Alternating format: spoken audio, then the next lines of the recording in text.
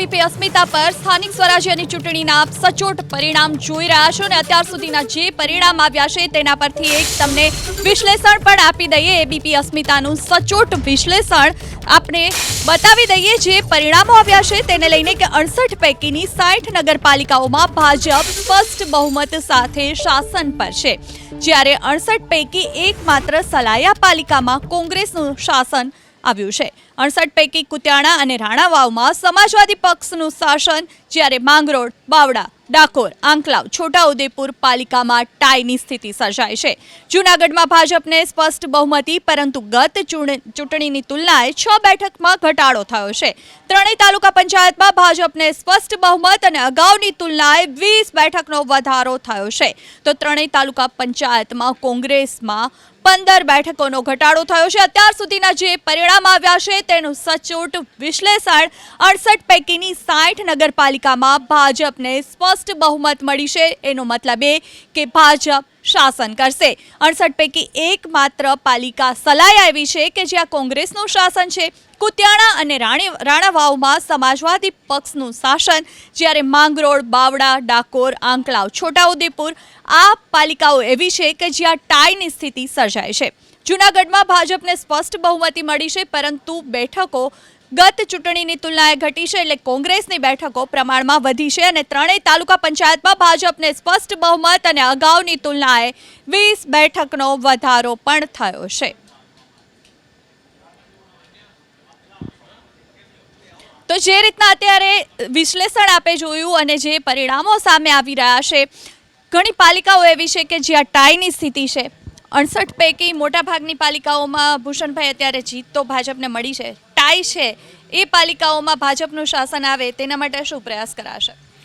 ડાકોર નગરપાલિકા ગયા વખતે છેલ્લા 10 વર્ષથી, ગયા વખતે નહીં 10 વર્ષથી આ જ રીતે ભારતીય જનતા પાર્ટી પાસે જ હતી ને આજના પરિણામો પણ એ જ બતાવે છે કે ડાકોર નગરપાલિકા ભાજપ પાસે બધા આપણે જોયું કે ગયા વખતે 68માંથી 51 નગરપાલિકા ભારતીય જનતા પાર્ટી પાસે હતી।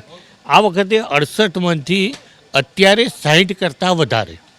હમણાં જે આપણે જોઈ રહ્યા વિશ્લેષણ આપે બતાવ્યું કે ગયા વખત કરતાં આ વખતની ચૂંટણીઓની અંદર ભારતીય જનતા પાર્ટીની વોટ્સએપ બી વધ્યો છે, નગરપાલિકામાં બી શક્તિસિંહજીનું પણ આપણે સાંભળ્યા, એમને કીધું કે આ પરિણામ નિરાશાજનક નથી। ઘા પર મલમ લગાવવાનું કામ, અવળા કાન પકડાવવાનું કામ, એ ક્યાં સુધી ગુજરાતની જનતા કે લોકો મતદારો ખબર નથી પડતી કે તમારી સીટો ઘટી છે। એક સીટ જૂનાગઢમાં હતી, એની 11 થી એમને તમે એટલી મોટી વાત બનાવો છો અને એમ કહો છો કે નિરાશાજનક નથી, પણ તમારી નગરપાલિકાઓ હતી એ ગઈ, આઝાદીથી આજ દિન સુધી હતી એ ગઈ, એની ચિંતા જ નથી। એક સમય હતો કે 31 જિલ્લા પંચાયતોમાંથી મોટાભાગની જિલ્લા પંચાયતો હતી, 77 ધારાસભ્ય હતા, એ આજે ઘટીને 17 ઉપર આવી ગયા અને 17વાળા આ જ પરિણામોનું મૂલ્યાંકન કરવા જઈએ ને તો 12 કે 10 થી 12 થઈ જાય, એ 10ની અંદર આવી જાય, એ જ મતદાનના આંકડા બતાવી રહ્યા છે। તો પછી મતદાન આ પરિણામ નિરાશાજનક નથી, આશાસ્પદ છે, કેવી રીતે કહેવાય? કે તમે લોજિક શું બતાવો છો? લોકોને તો લોજિક ખબર પડે છે, લોકોને સાચું લોજિક એ ખબર પડે છે કે ભારતીય જનતા પાર્ટીએ સરકાર અને સંગઠનના માધ્યમથી સેવા અને સુવિધા એ જન સુધી પહોંચાડવાનું કામ કરી રહ્યા છે, જેનું આ મતમાં રૂપાંતરિત થઈ રહ્યા છે। હવે મત મળી ગયા પછી, પરિણામ આવ્યા પછી નિરાશાજનક વાતોને તમે લોકો સુધી જે રીતે મૂકવા જાઓ તો લોકોના ગળે ઉતરવાની નથી। પણ નિશ્ચિતપણે ભારતીય જનતા પાર્ટીનો કાર્યકર્તા જે આપેલા વચનો છે કે આપેલી કીધેલી વાતો છે એ આવનારા દિવસોની અંદર એ સાચા અર્થની અંદર, એમ ભાઈએ વાત કરી કે ભાઈ વીજળીની નગરપાલિકાના બિલની ચિંતા, સાચી વાત છે, નગરપાલિકાના પગારની ચિંતા, સાચી વાત છે। તો આ બધું જ આયોજન એ ભારતીય જનતા પાર્ટીના શાસનમાં થઈ રહ્યું છે, થાય છે। લોકોએ જોયું છે કે ભાઈ બિલ ના ભરાયું હોય તો લાઇટ નથી કપાતી, લાઇટ કપાવવાની વાત આવી હોય તો સરકાર એક અડીખમ સરકાર ઊભી રહી હોય, મદદ કરવા માટે ઊભી રહી હોય। એવું નહીં કે બસની કોર્ટે હરાજી કરવી પડી હોય, બસો લઈ આવવી પડી હોય, જમીનો વેચવી પડી હોય, હજુ એ દિવસો આવ્યા નથી. સાચા અર્થની અંદર સાચું મૂલ્યાંકન કરીને સાચી દિશામાં ભારતીય જનતા પાર્ટીનું શાસન એ આગામી દિવસોમાં હજુ જ વધુ જનસુવિધા સુધી એ પહોંચાડવાનું કાર્ય કરશે. હેમાંગભાઈ, જે રીતના પરિણામ આવ્યા, સાયલા પાલિકા એવી છે કે જ્યાં કોંગ્રેસનું અત્યારે સ્વસ્થ શાસન દેખાઈ રહ્યું છે. 4 થી 5 પાલિકાઓ એવી પણ છે કે જ્યાં ટાઈની સ્થિતિ છે. આપણે જે ગુમાવી દીધી એની વાત નહીં કરી, જ્યાં ટાઈ છે અને કોંગ્રેસ મેળવવા શું કરી શકે હવે? જો સૌપ્રથમ તો લોકશાહી, બિન લોકશાહી જે કંઈ પણ કાર્ય હશે અમે કરવાના નથી. બિન લોકશાહી એટલે કે કોઈને ધાક ધમકી આપવી, કોઈને બેસાડી દેવા, કોઈને બ્લેકમેલિંગ કરવું, દારૂની રેલમ છેલ મતો માટે કરવી, આ બધા બિન લોકશાહી પદ્ધતિ છે. લોકશાહી પદ્ધતિથી સમાન વિચારધારા ધરાવતા, કોંગ્રેસની વિચારધારા ધરાવતા લોકો, હવે આ સ્વાભાવિક છે કે ડાકોરની અંદર 14 છે અને 14 અપક્ષ છે અને 14 ભારતીય જનતા પાર્ટીના છે. તો 14 અપક્ષ ભેગા મળીને સરકાર બનાવે, એમાં કોંગ્રેસના અમે ત્યાં મેન્ડેટ નથી આપેલું, કોંગ્રેસના પણ લોકો છે. તો એ ભેગા બનાવીને સરકાર બનતા હશે તો અમારું એમને સમર્થન હશે. પણ અમે કોઈને ઉઠાઈ જઈશું, કોઈને બ્લેકમેલિંગ કરીશું, કોઈને ધંધામાં નુકસાન કરવાનું થાય અથવા કોઈને ઘર તોડી નાખવાની ધમકી, આ હું એમનેમ નથી બોલતો, હું બહુ સભાનતાથી બોલું છું. અમારી એક ઉમેદવાર બેન છે ઠાકોર સમાજની, ભારતીય જનતા પાર્ટીના લોકોએ ઉમેદવાર બેનને એવું કીધું કે તારું ઘર ચૂંટણી પછી અમે તોડી નાખીશું. એ બેનને સ્ટેજ ઉપર ભાષણ કરતાં કરતાં આ વાત એના મગજમાં બેન હોય, તમે વિચાર કરો કે એનું ઘર તૂટવાની વાત આવે અને ઘર આ લોકો તોડીએ નાખે છે. અહીંયા અમારો કપિલ દેસાઈ નામનો એક કાર્યકર્તા છે, એણે ત્યાં જે રબારી વસાહતો તૂટતી હતી એના વિરોધ માટે ગયો તો એના ઘર આવીને તોડી ગયા. પહેલા જ દિવસે આવીને લીટીઓ મારી અને સીધું ઘર તોડી નાખ્યું. તો આવા વિપરીત સંજોગોની અંદર અમે વડાપ્રધાન શ્રી આવતા હોય અને એના કાફલાને અમારા 3 યુવાન કાર્યકર્તાઓ ખાલી કાળી ઝંડી બતાવે એટલે એમને પાસામાં નાખી દેવાના, કોઈકને જામનગર, કોઈકને જૂનાગઢ, કોઈને મહેસાણા જેલની અંદર નાખી દેવાના. આવી વિપરીત પરિસ્થિતિઓમાં પણ આ રિઝલ્ટ છે એ અમારા માટે નિરાશાજનક નથી એવું અમારા પ્રમુખશ્રીએ કીધું છે. અને એટલા માટે કીધું છે કે આજે કેમ ગર્વ લેવા જેવી વાત છે કે જ્યાં 1 સીટ હતી અમારી જૂનાગઢની અંદર, ત્યાં અમારી 11 સીટ આવી છે. જૂનાગઢની અંદર પોતાની જાતને મેયર સ્વયં ઘોષિત કરેલું હતું એમના ઉમેદવાર પાર્થભાઈ, સરનેમ કઈ છે ભાઈ એમની, પાર્થ કોટેચા. એ પાર્થ કોટેચા પોતાની જાતને ત્યાં બધા જ કહેતા હતા કે આ તો મેયરના ઉમેદવાર છે. એ મેયરના ઉમેદવાર આવી જાય. ગાંધીનગર જે અમિતભાઈ શાહનો ગઢ છે ત્યાં તાલુકા પંચાયતમાં 8 સીટો કોંગ્રેસને મળે. ગાંધીનગરમાં ભારતીય જનતા પક્ષના તાલુકા પંચાયતના પ્રમુખ ચૂંટણી હારી જાય. આ પરિસ્થિતિ હોય તો એ અમારા કાર્યકર્તાઓ માટે જે અમારા પ્રમુખશ્રીએ વાત કરી છે એ સનાતન સત્ય છે, નિરાશાજનક નથી. અને 2027ની ચૂંટણીમાં એક છેલ્લી વાત કરી દઉં, આંકલાવની અંદર પણ અમારા વિરોધ પક્ષના નેતા અમિતભાઈ ચાવડા જે છે એમના જ કાર્યકર્તાઓ અને એમના જ ઉમેદવારો જીતેલા છે. આંકલાવની અંદર પણ કોંગ્રેસ પોતાનું બોર્ડ બનાવવા જઈ રહ્યું છે. અહીંયા એબીપીના માધ્યમથી હું આપને જણાવું છું. પણ સંપૂર્ણ લોકશાહી રીતે સહેજ પણ ધાક ધમકી, બ્લેકમેલિંગ, દારૂની રેલમછેલ કે પૈસાની વહેંચણી કર્યા વિના. હેમાંગભાઈએ પણ કહ્યું અને સાથે જ શક્તિસિંહ ગોહિલનું જે કોંગ્રેસ પ્રમુખ છે એમનું નિવેદન પણ આપણે સાંભળ્યું કે આ પરિણામો નિરાશાજનક નથી. એક વિશ્લેષક તરીકે આપ કઈ રીતે જુઓ છો કોંગ્રેસના જે રિઝલ્ટ મળ્યા છે ને? જો શક્તિસિંહ રાજકીય નેતા છે, એક પક્ષના કાર્યકર્તાઓ એને પર નજર રાખીને બેઠા હોય છે, ત્યારે એમને એવા નિવેદન જ આપવા પડે કે જેને કારણે કાર્યકરોનો ઉત્સાહ ના તૂટે. એટલે ચોક્કસ એ રાજકીય નિવેદનને હું મૂલું છું કે રાજકીય નેતા તરીકે એમનું નિવેદન યોગ્ય છે કે એમના કાર્યકર્તાઓ નિરાશ ન થાય. પણ વાસ્તવિકતા પણ એમને સ્વીકારવી જોઈએ. કારણ કે જ્યારે એવું કહેતા હોય કે અમારા ધારાસભ્ય વધારે હતા અને અમારી સંખ્યા ઓછી થઈને હવે એટલે અમારા ધારાસભ્યો ઓછા હતા, પણ પ્રજા તો એ જ હતી, તમારા નેતા તો એ જ હતા, મત તમારે એ જ નગરપાલિકાઓ માટે માગવાના હતા. જ્યાં તમે સત્તા પર હતા તમે એવા મુદ્દાઓ લાવો કે ત્યાં પગાર નથી થયો, ત્યાં પાણીના બિલો નથી ભરાયા, તો એવા મુદ્દાઓ પ્રજાના સમક્ષ સુધી તમારે લઈ જવા જોઈએ. પ્રજાને સમજાવવું જોઈએ કે આજે કદાચ તમને વિકાસ દેખાય છે પણ કાલે તમારા ઘરમાં પાણી નહીં આવે, તમારા ઘરના સ્ટ્રીટ લાઇટ બંધ થઈ જશે. એ સમજાવવું પડે. એ સમજાવવામાં તમે નિષ્ફળ થયા છો, એ તમારે સ્વીકારવું જોઈએ. પ્રજાએ ભાજપને સ્વીકાર્યું છે તો તમારે તમારી હાર સ્વીકારવી જોઈએ. અને બીજી વાર આ હારના કારણો શોધીને એને લઈને જોઈએ. આ બહાના ન કાઢવા જોઈએ. આ કારણો છે, બહાના જે કારણો શોધવા જોઈએ, બહાના ન કાઢવા જોઈએ.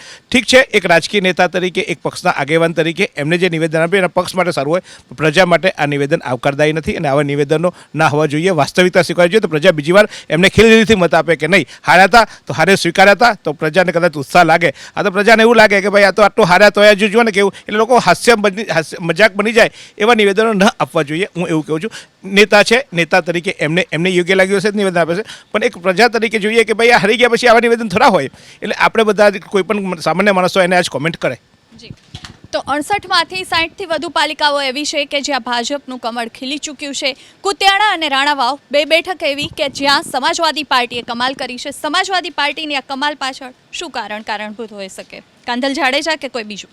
સમાજવાદી પાર્ટીની આજે જીતની પાછળ મુખ્ય મેઇન સપોર્ટર ગણો કે મુખ્ય મેઇન કારણ ગણી શકીએ એ ભારતીય જનતા પાર્ટી છે. કારણ કે એમનો જે ટેકો છે એમને જે ભારતીય જનતા પાર્ટીનો સપોર્ટ જે એમને મળ્યો હતો કાંધલ જાડેજાને જીતાડવા માટે. કારણ કે આપણે વાત કરી, આગળ પણ વાત કરી કે કેમ ડેલીબેનના ફેમિલીની અંદરથી 6 સીટો આપી દેવામાં આવી હતી અને એમને ખાલી એક ઉમેદવાર તરીકે ઊભા રાખવામાં હતા, પરંતુ બેકગ્રાઉન્ડ તરીકે કાંધલ જાડેજાનો જે ઉપયોગ કરીને ભારતીય જનતા પાર્ટીને સપોર્ટ મળ્યો છે અને એમના વિસ્તારની અંદર બહુ જૂના જે કહી શકીએ કે જૂના અને જાણીતા વ્યક્તિ તરીકે કહી શકીએ અને એમની જે જીત થઈ છે એટલે ક્યાંક ને ક્યાંક આ જે છે એ કાંધલ જાડેજાનો તો વિજય થયો છે, પરંતુ જ્યારે ભારતીય જનતા પાર્ટી આ સીટ પાછળ ભારતીય જનતા પાર્ટી એમનો પણ વિજય માની રહી છે.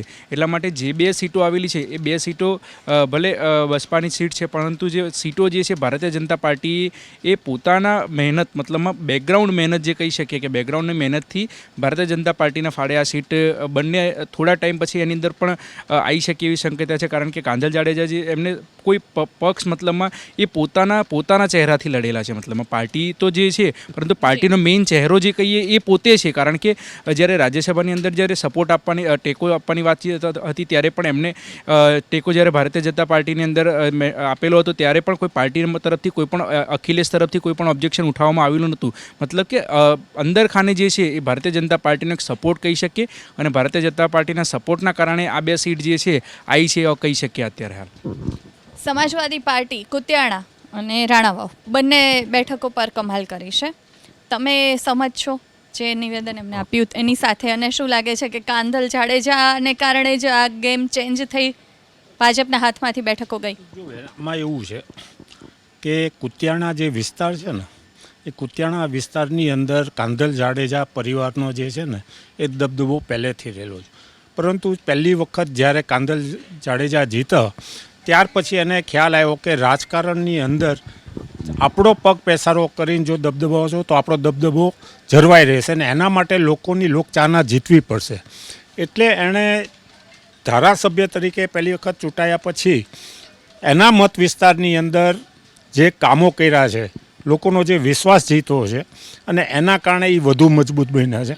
અને એના કારણે સમાજવાદી પાર્ટી હોય, એનસીપી હોય કે અપક્ષ, ત્યાં આગળ એ જ જીતે.